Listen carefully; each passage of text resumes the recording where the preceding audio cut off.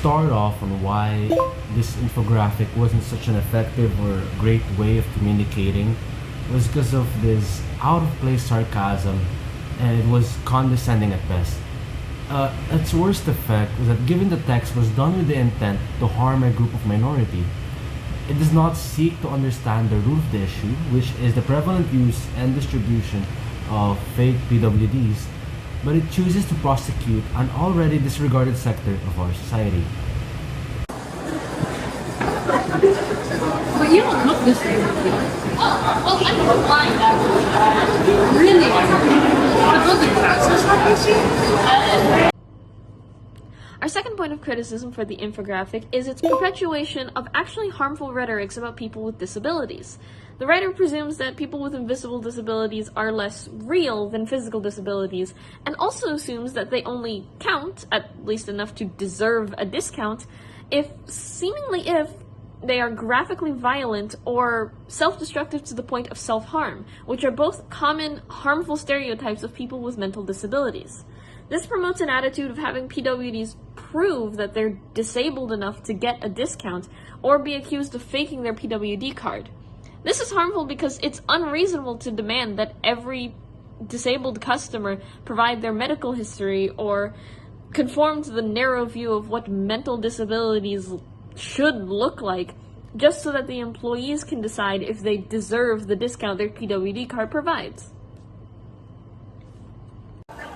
You know, the last two people who came in here was disabled, so is everyone disabled now? Another thing that we should criticize about the infographic is that it incorporates false statements or information that are not factual. For instance, they made use of information with no concrete proof or evidence.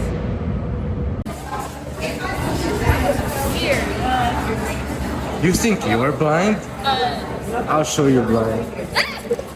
One point of criticism should be how they don't propose any actual concrete solutions. The ones they do provide are kind of insane, as the kids say, or illegal. It ranges from anywhere from calling them Satan to staring at them in public or breaking your own legs. Now, I don't need to explain why this seems borderline bonkers. And it is very interesting how they resign themselves by resolving this issue through means of harassing people who may or may not even be part of the issue in the first place.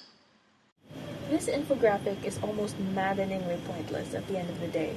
Not only does it assume that every person with a PWD card is only faking it to get discounts, which is already such a cynical view of the world, the fact that this exists just shows the lack of compassion that some people have. Many people are disabled, whether physically or mentally, and this society is already built to not accommodate disabled people. So it's our duty as citizens to extend our kindness and make things more accessible for them. There are already ways of verifying the credibility of PWD cards, so let's not further vilify those who need them to get by and navigate the world. This post has since gained a lot of traction since it was posted, and it was met with a lot of backlash and criticisms. With the points that our group has made, we can conclude that this particular post, even though it could have been originally done in sarcasm, was only distasteful. No matter the intention of the establishment, it only did harm, especially to the PWD community. This recent case emphasizes the need to advocate for better communication, especially into online spaces. It heightens the need for better discernment for both the poster and the audience in terms of the content you are putting out and receiving.